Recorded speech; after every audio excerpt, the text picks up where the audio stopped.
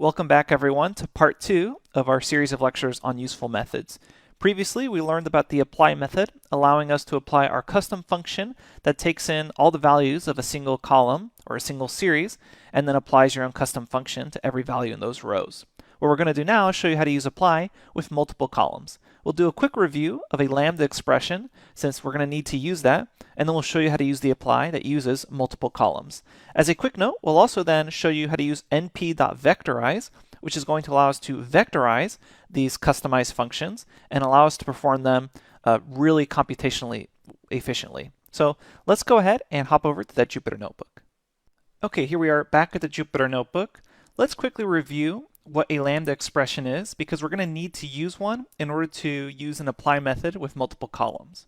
So as you can recall, I can create a simple function that, for instance, takes in a number, and then it's going to return that number times 2. So I can easily say simple, pass in 2, and it returns back 4.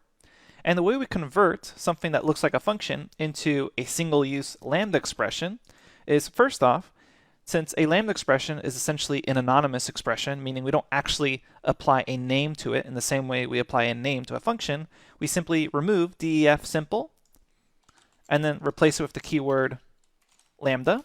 And if you spell it correctly, you should see it highlight. And then we go ahead and remove the return keyword and just put this all on one line. And this is how you convert a function to a lambda expression. Lambda takes in a value and then returns some operations on that. Keep in mind, not everything can be converted to a lambda expression. So if you have a very complex function, it may not be able to convert to a lambda expression. But we're going to be using a lambda expression in order to actually format our apply method correctly. So let's go ahead and show you then how to apply a single lambda expression to a column. So I can say I have a total bill column, and I'm going to apply. I could say go ahead and apply that simple function that I just defined earlier, and that would essentially multiply each total bill by 2. Or alternatively, I could grab this lambda expression and pass that in instead. And this will actually perform the exact same thing. Where this keyword of num, sometimes people get confused and say, how do you know how to choose num? Well, this could be really anything. I could just say, okay, lambda, take in a bill value, which is the row's value, and then return that bill value times 2, and this works the exact same way. So just keep in mind, you can easily apply a lambda expression, and that's a very common thing to do for just a quick anonymous expression that you only intend to use one time. So you'll see that a lot with Pandas' so-called power users. But now let's go ahead and explore how to use apply that is going to use multiple columns, not just one column. And as a quick note, if you take a look at our lecture notebook that starts going over this, apply that uses multiple columns, there's actually several ways to do this. So my personal favorite way, and I think the one that's most understandable, is to use the lambda expression that we're about to go over here. But I do have a link to a Stack Overflow post that actually explores various ways of using apply with multiple columns. So if you click on that Stack Overflow post, essentially the person is asking this question, and there's a variety of responses on how to do this. And we'll actually cover this np vectorize in just a second. But you can scroll down here and see the various ways of kind of answering this question. But let's go back and explore how to use apply with multiple columns. First thing I'm going to do is take a quick look at my data frame again. I see it has head, and I'm going to zoom out just one level here to fully understand what's going on. And let's go ahead and do the following. Let's use the apply method to actually take in two columns, the total bill column and the tip column. Essentially, every single value for total bill and every single value for tip. And then we're going to label a tip as generous or other, depending on the ratio of tip to total bill. So what I want to do is first I have to define a function. So I'll call this function quality, so the quality of the tip. And then you're going to pass in not just one argument like we did earlier, but it takes in 2 arguments. And I would recommend that you just call these arguments the same as the column names. Keep in mind that's not necessary. These arguments can be called whatever you want, but just for helping you keep track of things, it's really useful if you just name them after the columns you intend to pass in. So I'm going to say we take in the value for the total bill, like $16.99, and then we take in the value for the tip. At that particular row, it's $1.01. And then I'm going to say if the tip divided by the total bill is greater than 0.25, so essentially the tip divided by the total bill is more than 25%, we'll say that more than 25%, that's a generous tip. So we'll say return generous. And then we'll say else return other. So what we have here is a function that takes in these two values. So just next step is to quickly check it. We'll say quality. Let's go ahead and check it on the very first values here. We'll say 16.99 and then 101.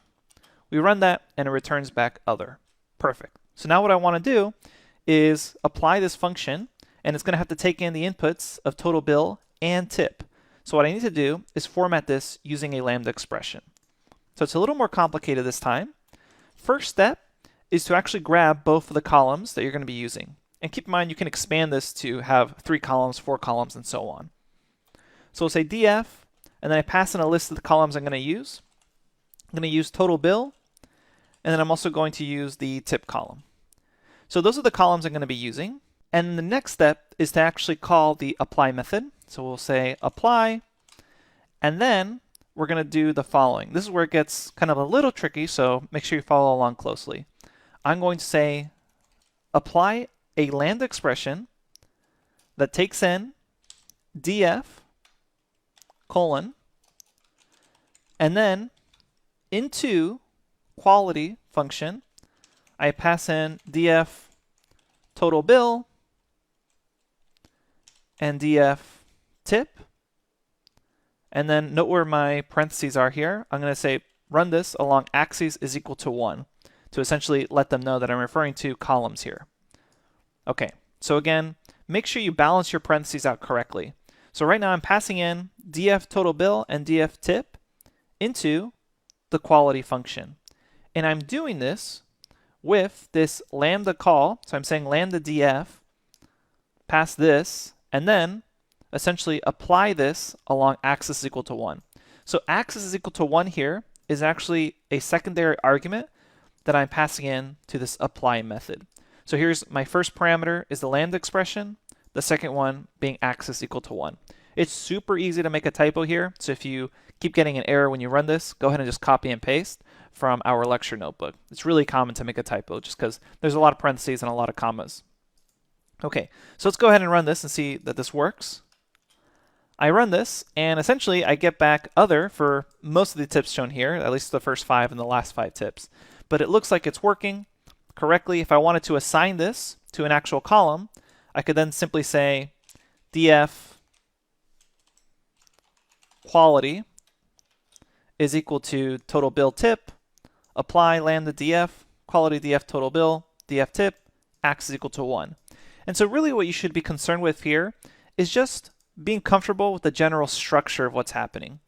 You select the columns you're going to be using in your function, you call lambda on the data frame being passed in, and then into your custom function, in this case we called it quality, you're going to pass in the columns you use, and then to make sure that this works correctly with the apply, you just specify the axis is equal to 1.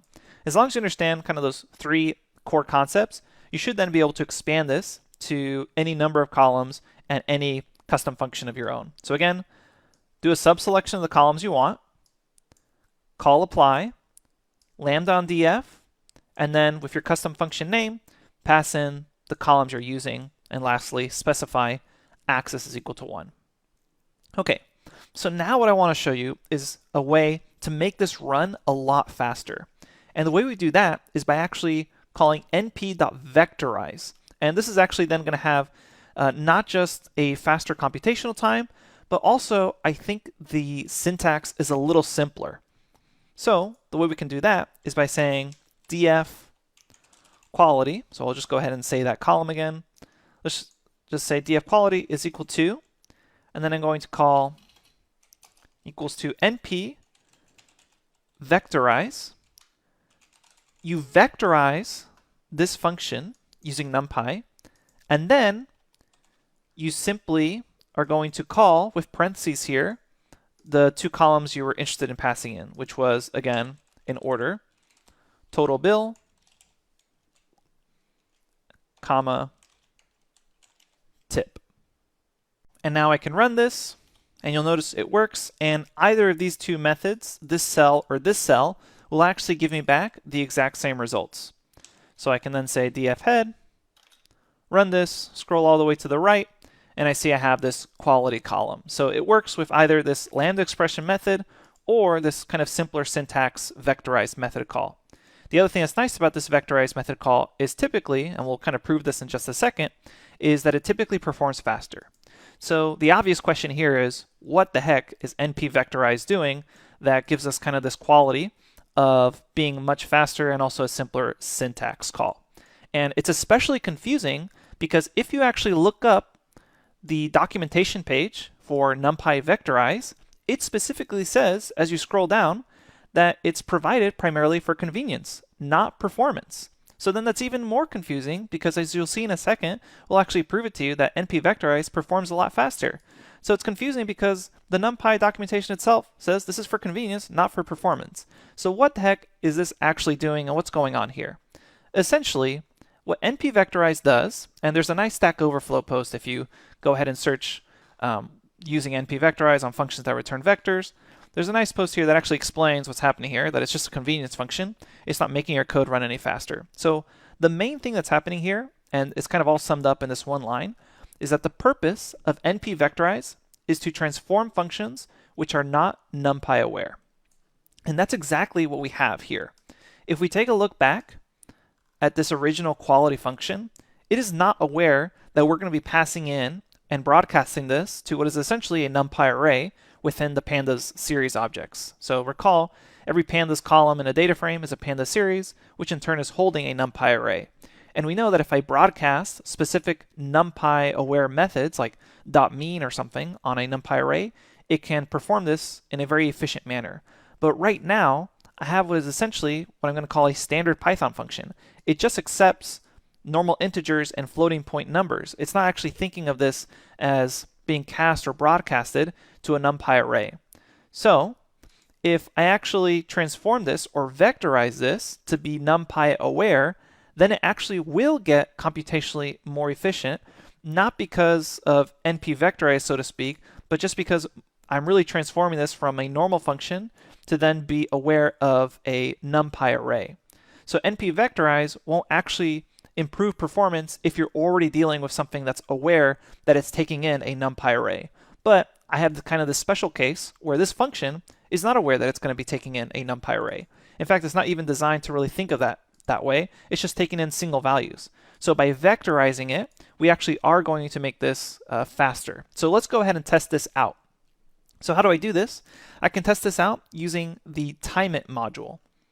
So the way this works is I say import timeIt, and you don't really need to follow along here because I'm going to be copying and pasting from the notebook. But timeIt, it takes in two things. It takes in setup code and then statement code. So what I'm going to do is I'm going to copy and paste this from the lecture notebook. This is kind of more just to prove to you this is actually running faster. So the setup code is executed only once. And for both of these methods, whether I'm using the lambda expression method or the vectorize method, what I'm going to be doing here is if we scroll down, I import NumPy and Pandas, I'm going to read in tips.csv, and then I'm going to define this quality function. So this code's executed only one time for either situation. Both these situations essentially need me to make those imports and define the data frame. Then we're going to scroll back here, and then we're going to have two separate statements. And these statements are just string versions of what we just showed. So statement number one is this tip quality using the lambda expression method, and statement number two is using this np.vectorize method. And if you've never used timeIt before, basically what it does is it takes in a bunch of code as multi-line strings for setup, and then the statements you actually want to run after you run the setup code. And then it just times it, runs it for multiple loops, and reports back how long it took. So we'll go ahead and run these two statements. So now I have my setup code and these two statements. So all I need to do is time it to see which one runs faster. So I'm going to say timeIt, and let's go ahead and say setup is equal to the setup code, and then statement is equal to statement We'll first start off with statement number 1, and then if you go ahead and take a look at this, there's a number of how many times you want to run it. I'm just going to run it 1,000 times, not 10 million times here, or 1 million times, excuse me. Otherwise, it'll kind of just take too long. So I'll say number of times we're going to run this is 1,000. So essentially what it's going to do is it's going to run this setup code and then run statement 1 here. It's going to do that 1,000 times and report back how long it took. So we go ahead and run this, and this should change depending on what your hardware is. So keep in mind this is hardware dependent, but on my computer this takes somewhere between 5 and 6 seconds to run. So right now this took 5.5 seconds. Now let's go ahead and time the vectorized code. So we'll say timeIt.timeIt, setup is equal to setup, and now statement is equal to statement 2. And let's go ahead and run this code 1,000 times. As always, keep in mind that this is going to reveal the exact same results. I'm still just going to be running this function for total bill and tip. So there's nothing really different in the results here, which is important because then this is a fair comparison. And now when I run this, you'll notice that it's much faster. And on your computer, you should see a significant difference between running statement 1 and statement 2. Obviously, your seconds may not match up because that's hardware dependent. What we're really concerned with is the ratio of time it takes for statement 1 versus statement 2. And as you can imagine, this difference is then going to be larger and larger as your data frame scales as well. So we can see that vectorization is a good thing to keep in mind when we're specifically applying functions that to begin with are not aware that they're going to be applied to a NumPy array. Okay, so what's nice here is now we get the best of both worlds, where this should, in general, have a slight performance advantage because it's making it NumPy aware, and it's also, I think, easier to type out than having to deal with these lambda expressions. Again, either case is fine, but this case is kind of nice. You just say npvectorize, your function, and then in parentheses, the columns you intend to pass there. All right, I hope that was helpful for you. Coming up next, we're going to discuss more useful methods available to you in Pandas. I'll see you there.